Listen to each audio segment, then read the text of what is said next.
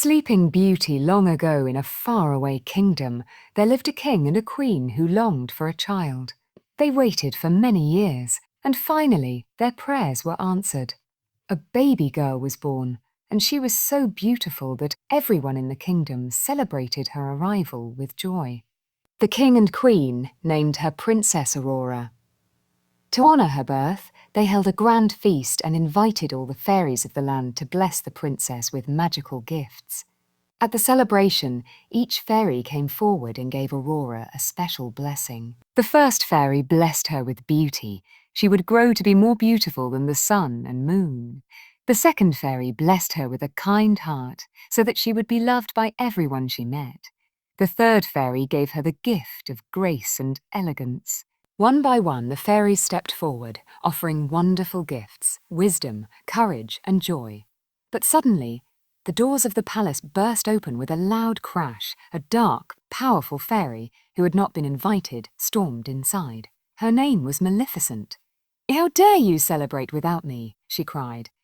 "I, too, have a gift for this child." Her eyes glowed with anger as she lifted her staff. She declared, "On her 16th birthday, before the sun sets, the princess shall prick her finger on a spinning wheel and fall into a sleep like death, never to wake again."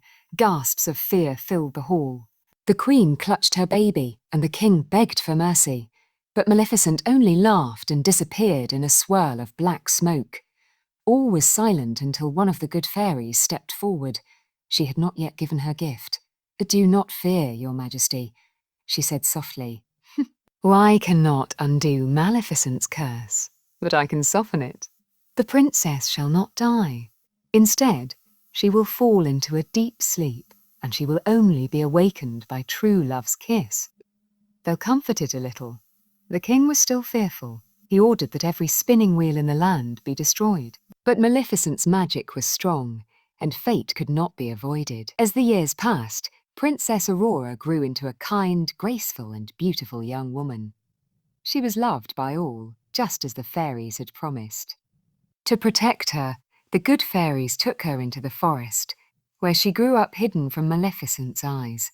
Aurora lived happily in a small cottage, believing the fairies were her aunts. She sang with the birds, danced with the deer, and often dreamed about meeting someone who would love her truly. One day, while walking in the forest, Aurora met a young man. He was handsome, gentle, and kind. They spoke, laughed, and sang together. Neither of them knew it, but he was Prince Philip, the son of a neighbouring king. They parted with smiles, promising to see each other again. Aurora's heart was filled with joy.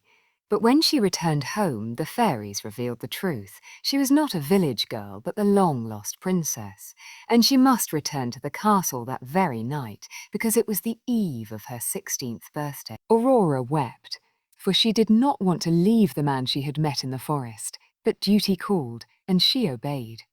Meanwhile, Maleficent had discovered Aurora's return. Using her dark powers, she created a secret passage in the castle.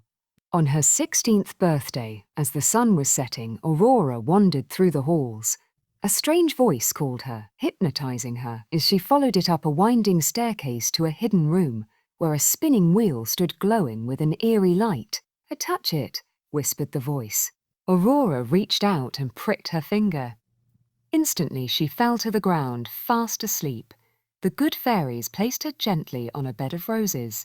Then, to protect her from sorrow and harm, they cast a spell that put the entire kingdom to sleep until the curse could be broken. But Maleficent was not done. She captured Prince Philip, for she had seen him with Aurora. She locked him in her dark castle, knowing he was the one who could break the spell.